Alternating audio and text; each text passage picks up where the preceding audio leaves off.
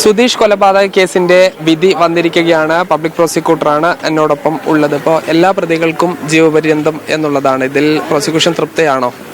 പ്രോസിക്യൂഷന്റെ ഭാഗത്ത് നിന്ന് ഞങ്ങൾക്ക് വേറെ ബുദ്ധിമുട്ടൊന്നും വേറെ പ്രയാസം തോന്നുന്നില്ല ഈ വിധി കേട്ടപ്പോൾ. കാരണം ഞങ്ങൾ അത്രയും ചാലഞ്ച് അത്രയും വെല്ലുവിളികളെ അതിജീവിച്ചാണ് പ്രോസിക്യൂഷനും ഇൻവെസ്റ്റിഗേഷനും ഇന്നത്തെ ഒരു വിധിയിലേക്ക് എത്തിച്ചത്.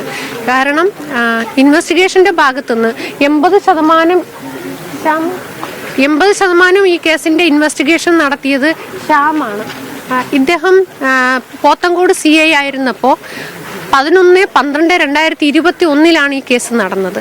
ആ 11-ാം തീയതി ഉച്ചയ്ക്ക് നടന്നിട്ട് 20-ാം തീയതിയോടുകൂടി 11 പ്രതികളെയും നമുക്ക് അറസ്റ്റ് ചെയ്യാൻ കഴിഞ്ഞു. എല്ലാവരുടെയും വെപ്പൺ എടുക്കാൻ കഴിഞ്ഞു. എങ്കിൽ പോലും തുടർന്ന് ഈ സാക്ഷികൾ വിചാരണ സമയത്ത് ഓരോരുത്തരായി വന്ന് ഹോസ്റ്റലാവുന്ന അല്ലെങ്കിൽ മൊഴിമാറ്റി പറയുന്ന സാഹചര്യം ഉണ്ടായപ്പോൾ ഞങ്ങളെ സംബന്ധിച്ച് വലിയ ത്രെട്ടാണ് ഉണ്ടായത്. സത്യം പറഞ്ഞാൽ അതിൽ നിന്ന് ശാസ്ത്രീയ തെളിവുകളും അതുപോലെ തന്നെ ഈ പ്രതികളുടെ ടവർ ലൊക്കേഷൻ, CCTV വിഷ്വൽസ് അതെല്ലാം പെറുക്കി എടുത്ത് ഇത്തരത്തിലേക്കൊരു ഒരു കൺക്ലൂഷനിൽ എത്തിയതിൽ ഞങ്ങൾക്ക് തീർച്ചയായും ചാരിതാർത്ഥ്യമുണ്ട്. CCTV ആണ് ഏറ്റവും നിർണായകമായതല്ലേ, ഏറ്റവും പ്രധാനപ്പെട്ട ഒരു തെളിവായി മാറിയത്? CCTV നിർണായകമായിരുന്നു. CCTVയോടൊപ്പം തന്നെ എല്ലാവരുടെയും വെപ്പണിലും എല്ലാ പ്രതികളുടെയും ഡ്രസ്സിലും മരണപ്പെട്ട സുധീഷിന്റെ ബ്ലഡും DNA ഐഡന്റിഫൈ ചെയ്യാൻ കഴിഞ്ഞു. അതൊരു പ്രധാന തെളിവായിരുന്നു. ഈ കേസിലിപ്പോ ഈ ക്യാപിറ്റൽ പണിഷ്മെന്റ് വധശിക്ഷ 3-ാം പ്രതിക്കും 1-ാം പ്രതിക്കും ആവശ്യപ്പെട്ടിരുന്നു. അതേപോലെ തന്നെ ഈ 11-ാം പ്രതി എന്ന് പറയുന്നത് മറ്റ് കേസുകളൊന്നും ഇല്ലാത്ത ആളാണ്, 10-ാം പ്രതി. അപ്പോൾ എല്ലാവർക്കും ഈ ഒരേ ശിക്ഷ എന്നുള്ള എല്ലാവരും ഇതിൽ ഇൻവോൾവ് ആയി എന്നുള്ളത് കൊണ്ടായിരിക്കുമോ? അങ്ങനെയാണ്. അതായത് ശരിക്കും പറഞ്ഞാൽ കൂട്ടം ചേർന്ന് 143 സീരീസ് ഞങ്ങളെ ഭാഷയിൽ പറയും. 143 സീരീസ് ഉണ്ടായിരുന്നു, 149 ആയുധം ഉപയോഗിച്ച് റൈറ്റിംഗ്, ഇവരെല്ലാം കൂട്ടം ചേർന്ന് ഒരുമിച്ച് ചെയ്തതാണ്. അവിടെ ഇൻഡിവിജ്വൽ ഓവർടാക്കിന് പ്രസക്തി ഇല്ല.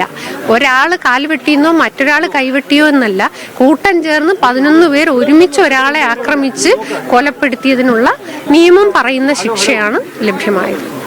ഇതിന്റെ ഇടയിൽ ഭീഷണി ഉണ്ടായിരുന്നു, കുറെ വെല്ലുവിളി ഉണ്ടായിരുന്നു. ഇപ്പൊ ഈ വിധി വന്നപ്പോ വലിയൊരു ആശ്വാസമാണ് തോന്നുന്നത്. വിധി വന്നപ്പോൾ ആശ്വാസം തോന്നുന്നു. അതോടൊപ്പം തന്നെ നിങ്ങളിവിടെ രാവിലെ വന്നിട്ടുള്ളപ്പോൾ കണ്ടിട്ടുണ്ട്, ഓരോ തവണയും ഞങ്ങളിവിടെ വരുമ്പോൾ പ്രതികൾ 11 പേരാണെങ്കിലും ഇവിടെ ഏകദേശം 50 പേരോളം കൂടി നിൽക്കുന്ന സ്ഥിതിയുണ്ട്. അത് പ്രോസിക്യൂഷന് മാത്രമല്ല, പോലീസിനെ സംബന്ധിച്ചും ഇത്രയും പോലീസുകാർ ഇന്നിവിടെ വരേണ്ട ഒരവസ്ഥ ഒരു ലോ ആൻഡ് ഓർഡർ ഇഷ്യൂ ആവരുത് എന്നുള്ളത് കൊണ്ടാണ്. അപ്പോൾ പ്രതികൾ കൂറുമാറുന്ന പ്രതികളെ ഭീഷണിപ്പെടുത്തിയതുപോലെ തന്നെ ഈ നോക്കി ഭീഷണിപ്പെടുത്തുന്നൊക്കെ ഉണ്ടായിരുന്നു. തീർച്ചയായിട്ടും ഉണ്ട്. കാരണം നിങ്ങൾ ഇന്നലെ ഇതിന്റെ വീഡിയോ റെക്കോർഡ് ചെയ്തു എന്നുള്ളതാണ് കിട്ടിയ ഇൻഫർമേഷൻ. ഇതിൻ്റെ ഇടയിൽ ഇപ്പോൾ ആരോ പറയുന്നത്, ഞങ്ങളുടെ ഒരു ടീം വന്ന് പറഞ്ഞത് ഇന്ന് വണ്ടി അടിച്ചു പൊളിക്കും എന്നൊക്കെ പറഞ്ഞാണ് ഈ ഒരു ഓവർ സെക്യൂരിറ്റി ഇട്ടിട്ടുള്ളത്. അപ്പം നമ്മളെ സംബന്ധിച്ച് പോലീസിനെയും പ്രോസിക്യൂഷനെയും ഭീഷണിപ്പെടുത്തിയാൽ ഈ രാജ്യത്തെ നീതി അട്ടിമറിക്കപ്പെടാം എന്ന് പറയുന്നവരുടെ മുന്നിൽ കീഴടങ്ങലല്ലോ നമ്മുടെ ഒരു സാമൂഹ്യ ഉത്തരവാദിത്വം. സോഷ്യൽ റെസ്പോൺസിബിലിറ്റി ഉണ്ടല്ലോ ഞങ്ങൾക്ക്. അത് ഞങ്ങൾക്ക് പൂർണ്ണമായി നിറവേറ്റാൻ കഴിഞ്ഞു എന്നുള്ളതാണ്. എന്തായാലും ഒരു ഗുണ്ടാ വിളയാട്ടം, ആ ഗുണ്ടാ വിളയാട്ടത്തിന്റെ ഭാഗമായി നിന്ന ഗുണ്ടകളാണ് ഇന്ന് ശിക്ഷിക്കപ്പെട്ടത്. ഇപ്പോൾ അന്നത്തെ ആദ്യത്തെ ഇൻവെസ്റ്റിഗേഷൻ ഓഫീസറായിരുന്ന CI ശ്യാം കൂടിയുണ്ട്. ഇതിപ്പോൾ പല കേസുകളും അന്വേഷിച്ചിട്ടുണ്ടാവും. ഈ ഒരു കേസിന് പലതരത്തിലുള്ള പ്രത്യേകതകൾ ഉണ്ടാവും. കാരണം ഈ ഗുണ്ടകളാണ്. നിങ്ങളുടെ ഒരു സഹപ്രവർത്തകൻ മരിച്ച ഒരു സംഭവം ഇടയ്ക്ക് ഉണ്ടായിട്ടുണ്ട്. എങ്ങനെയാണ് ഈ വിധി വന്നതിനെ കാണുന്നത്? തീർച്ചയായിട്ടും നല്ലൊരു വിധിയാണ്.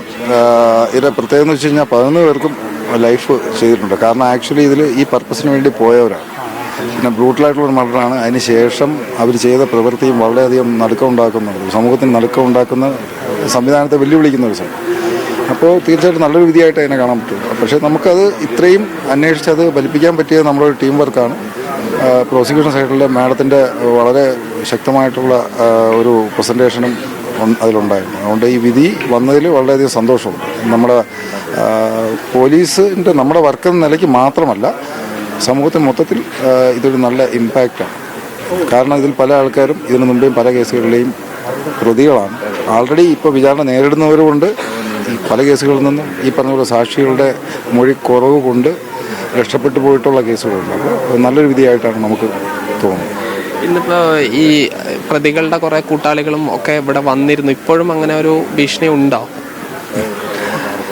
അത് ഉണ്ടാവും ചെറിയ രീതിയിൽ. ഇപ്പം നേരിട്ടല്ലെങ്കിൽ അതിപ്പോൾ ഈ പോലീസ് ഉദ്യോഗസ്ഥരായ നമുക്ക് അല്ല ഈ ഒരു രീതിയിൽ അത് ഫീൽ ചെയ്യുന്നുണ്ടെങ്കിൽ ഇതിലെ സാക്ഷികളൊക്കെ അത് എത്ര രീതിയിൽ സ്വാധീനിച്ചിട്ടുണ്ടെന്ന് മനസ്സിലാക്കിയാൽ മതി. അതുണ്ടാവും, അത് സ്വാഭാവികമായിട്ട് ഉണ്ടാകുന്ന സംഭവമാണ്. പക്ഷേ അത് ഇങ്ങനത്തെ വിധികൾ വരുമ്പോഴത്തേക്ക് തന്നെയാണ് അവർക്കത് പാഠമായിട്ട് മനസ്സിലാവുന്നതെന്നാണ് ഞാൻ മനസ്സിലാക്കുന്നത്. നിങ്ങളുടെ സഹപ്രവർത്തകൻ ബാലു ഇതിനിടയ്ക്ക് ഒട്ടകം രാജേഷിനെ പിടിക്കാൻ പോകുന്നതിനിടയ്ക്കാണല്ലോ മരിച്ചതില്ലെന്ന്. അതെ അതെ, അത് നമ്മുടെ അന്നത്തെ ഒരു അന്വേഷണത്തിൻ്റെ ഇത് ലാസ്റ്റ് ഈ ഒരു പ്രതിയെ മാത്രം കിട്ടുന്ന ഒരു അവസ്ഥയിലായിരുന്നു. അപ്പം പല രീതിയിലുള്ള പല ടീമായിട്ട് തിരിച്ചിട്ട് റൂറലും നമ്മുടെ മൊത്തം സ്ഥലത്തും അന്വേഷണം നടക്കുന്നുണ്ടായിരുന്നു. അങ്ങനെ ഒരു ഇൻഫർമേഷൻ കിട്ടി പോയതാണ്. അത് വളരെ ദാരുണമായിട്ടുള്ള സംഭവമായി പോയി. അദ്ദേഹത്തിൻ്റെ ഒരു എന്താ പറയുക, അതുകൊണ്ട് നമുക്കൊരു പ്രത്യേകിച്ച് അങ്ങനെ ഒരു ജീവൻ നഷ്ടപ്പെട്ട ഇവൻ്റ് കൂടെ ആയതുകൊണ്ട് നമുക്കിതിലൊരു പ്രത്യേക താല്പര്യവും കൂടെ ഉണ്ടായിരുന്നു. അതിനെല്ലാം ഈ വിധി ഒരു പകരമാകുന്നില്ല എങ്കിൽ പോലും ഒരു സമാധാനം നൽകുന്നു. എന്തായാലും ഈ വലിയ ഗുണ്ടകളായി തിരുവനന്തപുരത്ത് ഏറ്റവും വലിയ ഗുണ്ടകളായി അറിയപ്പെടുന്ന ആളുകൾ തന്നെയാണ് ഇതിൽ ശിക്ഷിക്കപ്പെട്ടിട്ടുള്ളത്. ഇതിൽ ജീവപര്യന്തം എന്നുള്ളതാണ് മുഴുവൻ പ്രതികൾക്കും ഉള്ളത്. ഇതിൽ ഓരോ പ്രതികളും 1 ലക്ഷം രൂപ നഷ്ടപരിഹാരം നൽകണം. ഈ നഷ്ടപരിഹാര തുക അമ്മയ്ക്കാണ് നൽകാൻ കോടതി വിധിച്ചിരിക്കുന്നത്.